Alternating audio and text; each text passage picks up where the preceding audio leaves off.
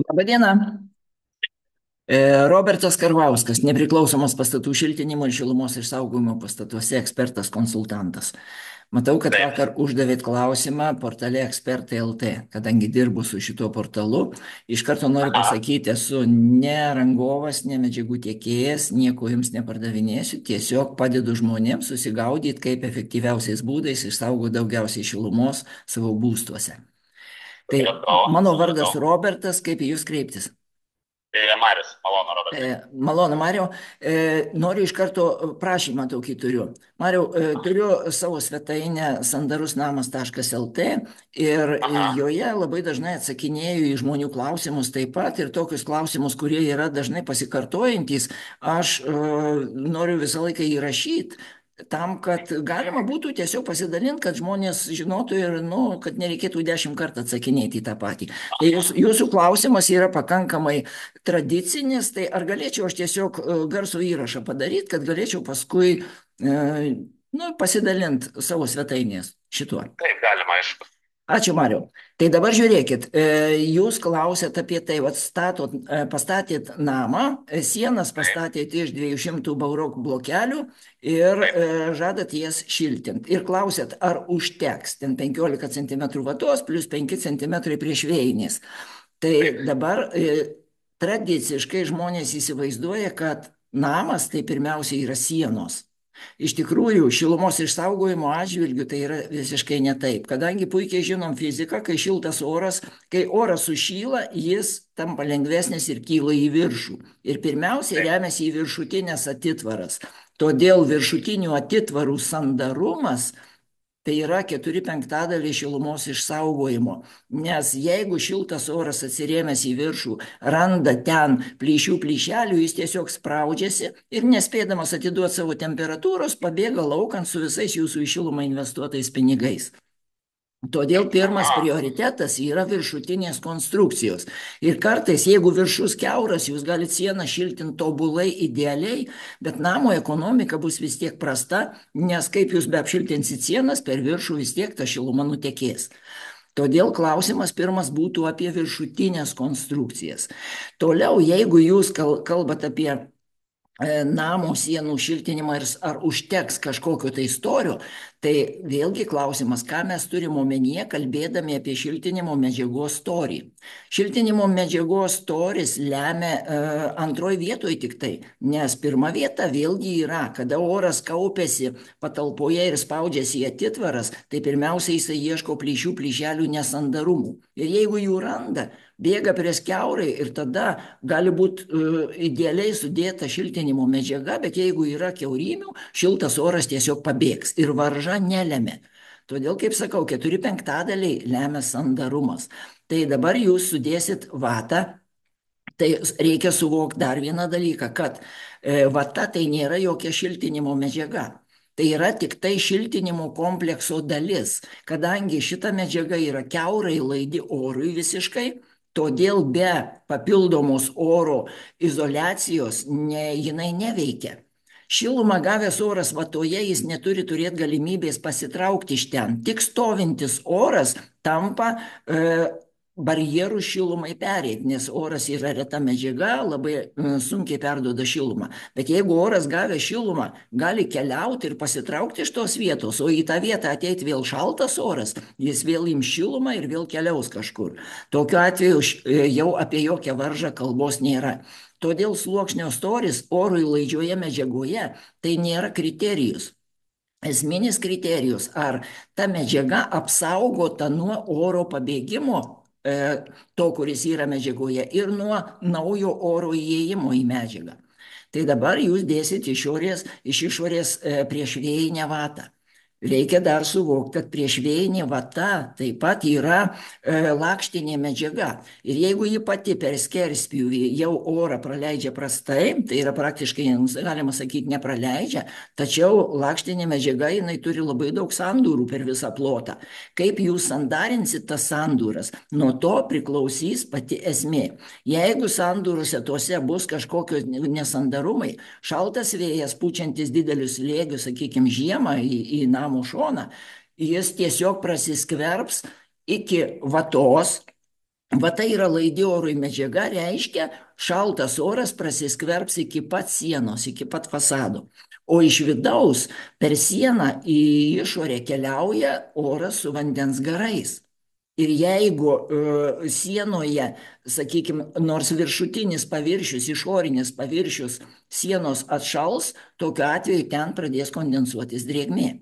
Todėl užtikrinti, kad iš išorės šaltas oras nepatektų prie sienos, tai turi šiltinimo medžiagos sluoksnis. Tai klausimas, kaip užgarantuosim, kad šaltas lauko vėjas nepateks iki sienos, kaip jūs žadat užsandarinti tą priešvėjinę vatą. Ir čia yra viena iš pagrindinių tokių užduočių. Tai su orui laidžiomis medžiagomis mes turim tikrai daug kritinių taškų, nes kada mes klyjuojam su lipniom plėvelėm įvairias sandūras, vėlgi lipnios plėvelės turi tendenciją atsiklyjuoti. Atrodo labai gražiai užklyjuojam viską, bet po 5-7 metų atsiklyjavimų visą laiką būna. Todėl, kad statyba, yra dulkėta, yra nelygų, yra įvairūs nulūžimai ten ir tų plokščių ir visa kita, ir pilnai sandariai užklyjuot, turėtume tai padaryti, bet dažnai klaidų būna, todėl tie rizikos taškai yra. Tai yra vienas būdas būtent šiltinti su nesandariom medžiagom ir visom priemonėm imtis, kad oras nepapultų į jas. Kitasgi būdas naudoti medžiagas, kurios šiltina ir sandarina vienu metu iš karto ir nereikalauja jokių papildomų sandarinimų. Tai yra, dažniausiai tai yra purškiamos medžiagos, kurių ištisas sluoksnis be sandūrų yra, ir jeigu pati medžiaga iš savęs nepraleidžia oro, tokiu atveju jinai tampa ir vėjo barjerų tuo pačiu, ir šilumos izoliatorium, kadangi tose medžiagose yra uždarytas oras burbuliukuose tiesiog. Tai, sakykime, kalba būtų apie putų poliuretanus, bet čia vėl labai svarbus momentas. Didžioji dalis rinkoje naudojamų putų poliuretanų turi vieną šunišką savybę. Jie labai traukiasi, kada kinta oro temperatūra ir santykinė oro drėgmė. Tai vasarą įkaitinamos sienos gali būti ten, sakykime, iki plus 50, net 70 po danga, o žiemą, jeigu laukia minus 20, minus 30, tai labai dideli temperatūrų perkritimai, ir dėl tų perkritimų poliuretaninės putos labai traukiasi. Tai susitraukimai paprastai rinkoje naudojamų medžiagų yra nuo 1,5–2% iki net 15%. Tai tokios medžiagos gali būti naudojamos tik ten, kur nėra temperatūrinių svyravimų. Pavyzdžiui, karšti vamzdynai, ten, sakykime, kažkokios talpos, kur yra pastovi temperatūra. Taip, ta medžiaga, techninė gera medžiaga, jinai turi labai gerą varžą ir tikrai gerai tarnauja. Bet kai tik yra svyravimai, iš karto išsisandarinimai. Tokiu atveju tokia medžiaga šitoje vietoje negali būti naudojama, taip pat be papildomo sandarinimo. Tai va, į tą reikia atkreipdėmėsi. Dar vienas, Mariau, labai svarbus akcentas. Žmogus sako, aš noriu tikrai gerai apšiltinti, viskas tvarkoj, bet klausimas toks, o kur tą šilumą dėsi po to, nes mes šildom orą, ne ką kitą vidaus patalpose. Ir tas oras turi būti keičiamas. Tai kaip mes keisim, jeigu visus pinigus sudėtus į oro pašildymą kartu su oru mes išleisim laukan, tai yra milžiniški nuostoliai. Ir tada naują orą įleidus, jį vėl iš naujo reikia pašildyti. Reiškia, tai labai neekonomiška. Tai klausimas, kam reikia idealiai šiltint iš išorės visas konstrukcijas, jeigu po to tą sutaupytą šilumą mes su oru tiesiog iššvaistysim, paleisim. Tai gal tada mažiau investuoti į tą šiltinimą, vis tiek mes tą šilumą paleisim ir vis tiek šaltą orą iš naujo šildysim. Tai va čia labai svarbus momentas. Tai va todėl atsakyti, kiek reikia šiltinimo medžiagos ir kaip reikia šiltinti, be kompleksinių duomenų kiekio, tiesiog neįmanoma. Dabar dar vienas svarbiausių momentų, tai yra jūs neužsidavėt savo konkretaus tikslo, kriterijų, o pagal ką žiūrėti. Jūsų klausimas yra, ar nebus per mažai tiek vatos. Per mažai dėl kokio rezultato. Jūs rašot, kad nereikalinga šilumo energinio efektyvumo klasė, o tai ko jūs siekiat, kokio rezultato? Jeigu jūs ten norėsit palaikyti tiesiog temperatūrą tik kokią 10 laipsnių, tai vienoks šiltinimas ir tam tikrai pakaks. Bet jeigu jūs norėsit ekonomiškai gyventi ir nuolatos taupyti, tai galbūt reikia žiūrėti ir kitaip į šitą dalyką. Tai kadangi nėra kriterijų, tai atsakymo taip pat negali būti. Tai va dabar jūs turėtumėt nusistatyti, kokio rezultato iš tikrųjų jūs siekiat ir tada pagal tai mes turėtume pradėti eiti nuo pat viršutinių konstrukcijų, analizuodami pirmiausiai sandarumą ir po to tik tai kalbėdami apie medžiagos šiltinimo sluoksnio storį. Mhm. Supratau. Viskas aišku, tai tada, ką man reikia, aišku, pasigalvoti, koks bus viršutinių tų santvaro apšiltinimas ir sandarumas. Taip. Tada reikia rinktis tiesiog žiūrėti, vat, iš tų dviejų būdų, ar naudosit nesandarės medžiagas ir imsit sandarint, toliau kažkokiu tai, sakykime, plėvelių pagalba, ar ten priešvėjinių sluoksnių, kitų pagalba, ar jūs imsit tiesiog ir apšiltinsit apie 30 kartų greičiau ir su garantuotesniu rezultatu, kad neįsisandarins. Tai dabar iš poliuretanų realiai rinkoje yra, bene vienintelė tokia medžiaga, kuri praktiškai nesitraukia, ten susitraukimai prie kritinių temperatūrų iki 0,5%, tik tai yra tokia medžiaga. Truputį aš pertrauksiu, aš negaliu naudoti poliuretanų ir kitų dalykų, kadangi mano projekte yra nurodytas toks apšiltinimo būdas, kaip dabar aš nurašiau. Projektas leidžia keisti lengvai, čia jokios Projektas problemos. man keisti nebeleidžia, nes mano namas stovi regioninė parke ir aš ten jau jokių pakeitimų negaliu daryti. Projektas yra senas, bet 12 metų. Jeigu aš norėčiau dabar daryti pakeitimus, man reikia naujo statybos leidimo. Naujo statybos leidimo šitoj vietovėje man nebeišduoda, nes yra uždrausta. Aš suprantu, šitą dalyką suprantu, bet mano žiniomis jūs negalit keisti konstrukcijų, negalit keisti išplanavimų ir taip toliau, o šiltinimo medžiagą vieną į kitą tikrai be problemų jūs galit pakeisti, nes čia yra tik tai ekonomika pati, tai neįtakoja į aplinką praktiškai. Tai arbata, ar ten kažkokios, sakykime, putos bus po jūsų apdaila, tai tas tikrai neįtakoja į leidimus į kažką. Šitas dalykas bent jau visą laiką tai buvo, nežinau, nebent jums kažką tai ten gali priburt ten vietinė regioninė valdžia, bet tai paprastai nebūna. Tai iš savo pusės galiu tik tiek pridėti, kad šiltinimo medžiagą pakeisti vieną į kitą tikrai problemos tai nesudaro. Supratau. Nes paprastai realiai projekte neturėtų būti nurodoma iš vis šiltinimo medžiagos kažkokia tai rūšis, nes jūs galite tai rinktis iš tikrųjų ir bet kokios šiltinimo medžiagos nurodymas konkretus jau prieštarauja konkurencijos įstatymui. Todėl medžiaga jūs pasirenkat patys, jums tik tai turi būti duoti projekte parametrai, kuriuos jūs turite išlaikyti. Tai reiškia pasiekti toks tai sandarumas, tokia tai šiluminė varža, kad būtų atitinkamas energinis efektyvumas. Jeigu energinio efektyvumo jums nereikia, tai tuo labiau, kad visiškai nėra jokių kliūčių imti tokią šiltinimo medžiagą, kuri jums yra ir ekonomiškesnė, ir efektyvesnė. Tai va apie tai galima kalbėti. Jūs galite panaudoti gamo technologiją, tai yra gamo putos, kurios šiltina ir sandarina vienu metu, tai galite rasti gamo.lt, arba galite naudoti ir tas pačias vatas, bet tada jau reikia labai atidžiai sandarinti ir tada prieš dedant apdailą būtinai pasitikrinti sandarumą, pasidarant sandarumo testą, nes jums ne dėl energinio efektyvumo klasės, nes jums reikia ne klasės, klasė nešildo.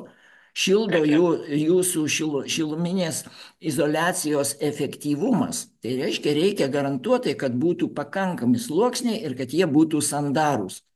Ir viską, šitą išlaikykit ir tikrai, tai klausimas toliau dar apie vėdinimą, ar planuojat vėdinimo sistemą kažkokią tai.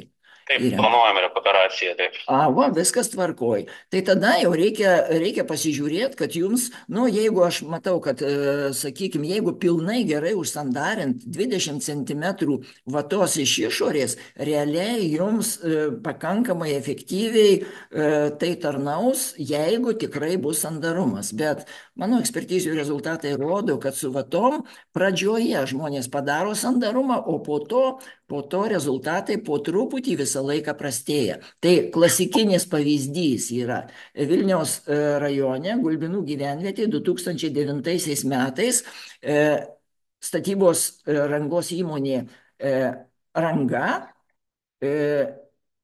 pastatė namą kartu su Parok gamykla, pirmai oficialiai pasyvų namą. Išsikvietė Vokiečių pasyvaus namo institutą ir patikrino viską. Ten jie sudėjo 50 cm į sieną, 60 į lubas, vatos, viską sandarino ir taip toliau.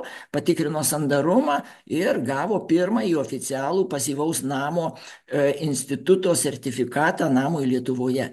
Pardavė tą namą ir žurnalistinis tyrimas po 2 metų, 2011 metais, parodė, kad išlaidos šildymui per 2 metus praktiškai padvigubėjo. Ir ką tai rodo? Tai rodo, kad išsisandarino. Todėl, kad tais metais dar praktiškai sandarint patys statybininkai nemokėjo. Ir netgi pavyzdinius projektus darydami, tai va ta statybos įmonė Veikmė, iš tikrųjų, jinai vadinosi, nu tiesiog gavosi taip. Tai dabar jau nėra kur dingt, kadangi A++ klasė ir tai reikalauja padidinto sandarumo, tai sandarumo testus atlikti būtina, tai statybininkai neturi kur dingt. Tam momentui jie padaro sandarumą, bet po 5-7 metų darant ekspertizės, nu, dar nebuvo objektų, kuriuose neraščiau išsisandarinimų. Tai yra tos klaidos sandarinimo, kada mes negalim užtikrinti pilnai, kad plėvelės jos tamposi, lipni juosta, ji klijuojama viena pusė prie plėvelės, kita prie medinių konstrukcijų. Medinės konstrukcijos visą laiką būna dulkių, visą laiką būna čerpetojimų, visokių ir taip toliau. Nu ir per laiką tai atsiklijuoja, tada šiltas ir drėgnas patalpų vidaus oras keliauja per šiltinimo medžiagą, pasiekia jos šaltuosius sluoksnius, ten kondensuojasi, gaunasi pelėsių, puvėsių židiniai. Tokie dalykai yra. Namas kenčia. Tai ir ekologija, tai ir ekonomika. Nu, žmonės su tuo gyvena ir galvoja, nu, turbūt taip turi būti, nes, nu, praktiškai taip yra. Ir žmogus ir nežino, kad galėjo būti 3-4 kartus geriau. Taip ir nesužinos. Nu, negali ant 2 kėdžių sėdėti visą laiką, kaip sako. Na tai taip. Bet klausimas tada, kaip tą efektyvumą visą pasiekti, sandarumą, kad neatsitiktų to išsisandarinimo po kažkiek tai tų metų. Tai pirmas dalykas, aišku, naudot pačias profesionaliausias medžiagas. Taip, jos yra brangios. Ir geros lipnios juostos, kurios neatsiklijuoja, yra brangios. Nes yra, sakykime, tokių juostų, kurios yra pigesnės ir atrodo labai gerai prilimpa, bet jau po kelių savaičių arba po mėnesių jau atšoka, atsiklijuoja tos juostos. Jų tokių yra. Ir kiti taupydami galvoja, nu, limpa ir limpa, gerai, va dabar prilimpa, nu ir panaudosiu. O kas po to bus, va čia ir yra esmė. Toliau, vėlgi, statybininkai, jie visą laiką skuba padaryti greitai ir ten užklijavo, ten pusiau, ten mažesnis, sakykime, plotas lipnios juostos ant medienos užėjau, bet tam momentui tikrai laikys. Nu ką, sandarumo testą priduoda ir, kaip sako, po manęs nors ir tvanas. Ir toliau, kas uždės apdailą, sakykime, užsakovas arba rangovas uždės apdailą ir viskas, užsakovas gyvens su tuo. O kad po to ten ekonomika namo prastėja ir žmogus nežino dėl ko, nu tai nelups juk jisai apdailos, kada jisai pamatys, kad jis moka jau 100 eurų už šildymą daugiau. Tai jam tos apdailos nuėmimas, kur dar jisai nežino, kurioj vietoj išeina daugiausiai šilumos. Nu, tai labai brangiai kainuoja, nelogiškai visą namą neardysi, aiškindamasis, kodėl taip yra. Ir žmogus neišvengiamai turi prisimti tuos nuostolius ir visą gyvenimą turi nuostolį tada. Tai va, tai gal verta pasirinkti tokią technologiją, kuri užgarantuoja pilnai, kad bus sandaru ir ilgalaikiai. Tai, sakykime, namo technologija duoda 20 metų garantiją, kad bus sandarumas, kad bus medžiagų kokybė atitinkama, darbų kokybė, viskas pilnai bus išbaigta. Tai, nu, aš pavyzdžiui savo namui rinkausi šitą technologiją, todėl aš apie ją ir kalbu, nes tai tikrai šiuo metu inovatyvų rinkoje, nors tai jau nėra inovacija, jau nuo 2007 metų Europoje šita medžiaga ir lietuviai jie pirmieji parsivežė iš Kanados šitą technologiją. Tai galima jie pasidomėti, bet čia jūsų pasirinkimas tik tai. O tai kas čia per technologija, gal galite smulkiau papasakoti, kas čia būtų? Gamo.lt tai yra poliuretanas, kuris, kada kanadiečiai ieškojo būdų, kaip išspręsti poliuretano problemas dėl susitraukimų, dėl sandarumo ir viso kito, jie ilgai dirbo ir atrado metodą, kaip padaryti poras poliuretane labai smulkės ir labai paines, smulkus ir painus atvirų porų labirintas ir padarė tokį, kad oro molekulės nepraeina per šitą labirintą, todėl medžiaga yra pilnai sandari. O vandens garų molekulės, būdamos apie 10 kartų mažesnės už oro, jos praeina per tą labirintą. Todėl šita medžiaga ir buvo kurta ypatingai mediniams ir karkasiniams namams, kad mediena, kadangi statyboje mediena nebūna pilnai sausa ir jai reikia po to turėti galimybę pilnai išdžiūt, tai šita medžiaga, va šitos putos, kada prie medienos jos aplimpa medieną, jos leidžia vandens garams iš medienos lengvai lėtai pasišalinti, o naujas srautas oro su vandens garais jau ateiti negali.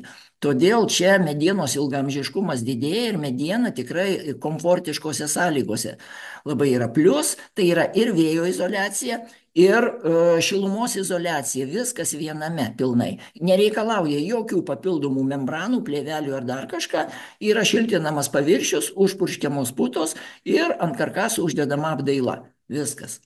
Karkasas pakeliamas nuo konstrukcijos ant kaladėlių, kad visas plotas atitvaros pilnai užsipūstų putomis, kad per karkaso sandūras nebūtų taip pat praleidimų jokių ir viskas. Ir uždedama apdaila.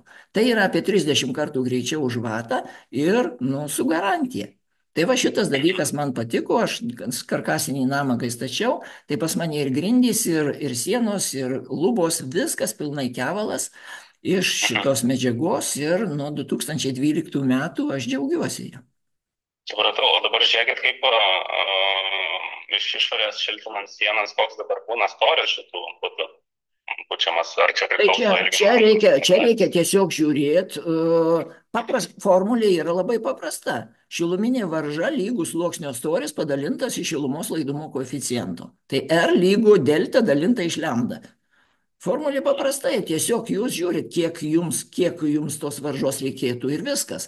Tai čia praktiškai, matot, kadangi lemia ne varža, o sandarumas, o šita medžiaga sandari, tai jos ten ant sienų 15-20 cm jos pilnai pakanka tam, kad tikrai komfortiškai ir ekonomiškai gyventų. Į stogą, sakykime, 20-25, į sieną 15-20 ir pilnai pakanka to. Ir jie turi garantiją, kaip sakot, iki 20 metų. Taip, 20 metų garantinį sertifikatą. Bent jau išduodavau anksčiau, dabar tai aš, kiek aš žinau, kad dirba įmonė, viskas tvarkoj, daro šitos dalykus, bet nesidomėjau dabar nei kainomis, nieko, nes man tai iš tikrųjų neaktualu, nes aš žmonėms perduodu principus, o jie turi patys žiūrėti jau savo ekonomiką. Supratau. Tai reikės pasidomėti, ar priminkit, kokiam puslapį galėčiau pasidomėti apie šitą. 4 raidės, GAMO, gamo.lt. Gamo.lt. Aha. Bandysiu tada pasižiūrėti, pasidomėti, gal ir kažkas. Pasižiūrėkit, gal jums ir tikrai bus daug paprasčiau, nes jeigu nori tikrai ilgalaikio ir ekonomiško šilto jaukaus namo, tai tikrai verta. Dabar jūs statot Mario namą. Tai iš savo pusės, ką aš galiu jums pasakyti, visus niuansus, kurie būtini tam, kad namas tikrai būtų šiltas, jaukus ir ekonomiškas, ir modernus, šiuolaikinis, ir nebrangiai, nedarant klaidų, aš sudėjau į vieną labai stiprų seminarą, kurį ir pavadinau šiuolaikinis, modernus, šiltas, ekonomiškas ir nebrangus namas, kaip nesuklysti. Tai šito seminaro vaizdo įrašą jūs galite įsigyti mano svetainėje, kuri vadinasi sandarusnamas.lt. Supratau. Tai Šitą va, reikia tai iš pasižiūrėti. mano pusės, va tiek, ten yra tikrai visi niuansai, kurie svarbus ir kurie labai dažnai rinkoje pražiopsomi visiškai.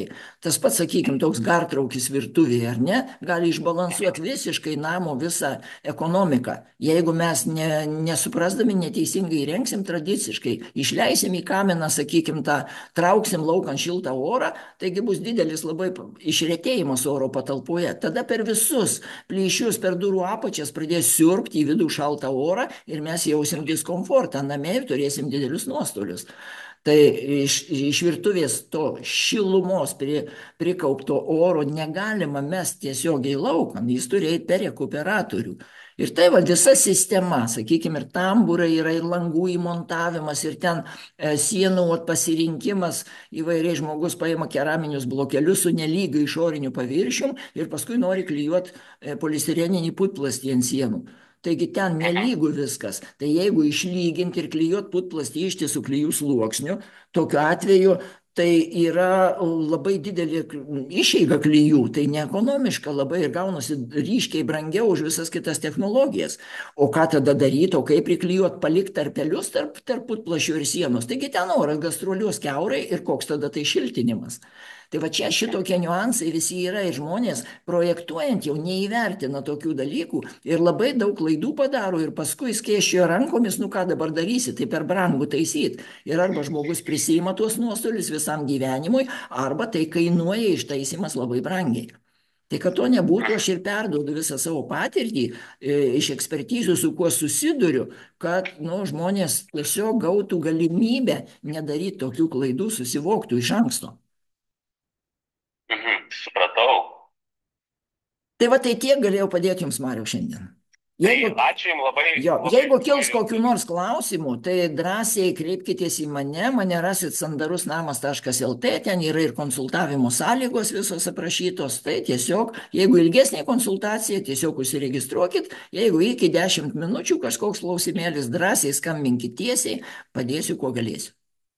Aha, supratau. Nu, ačiū Jums labai, kad sutikėt kažkokios informacijos daugiau, tai bandysim pasižiūrėti tose puslapiuose, kaip minėjot, ir Gerai, ačiū Jums, Mariau. Linkiu Ačiū. Jums racionalių sprendimų ir ekonomiškų rezultatų. Dėkui. Gerai, iki. Iki. Štai, iš tokių klausimų daug. Šnekėjom, daug prisukom, bet visa tai aktualu, nuolatos, visada aktualu, todėl dar kartą papildomai kažką išgirst, vėlgi kartais būna naudinga, nes žmonės galvoja, nu čia viskas aišku, o kada prieina reikalas prie pačios rangos, prie rezultato, ir dažnai padaro vis tiek tradiciškai, kaip kiti daro, kaip kiti patarė, tiesiog nesuvokiant pačios esmės. Tai mano užduotis ir yra perteikti esmę, kad jūs pakeistumėt požiūrį ir priimtumėt patys teisingesnius sprendimus. Ačiū Jums, kad tai išgirdot. Iki.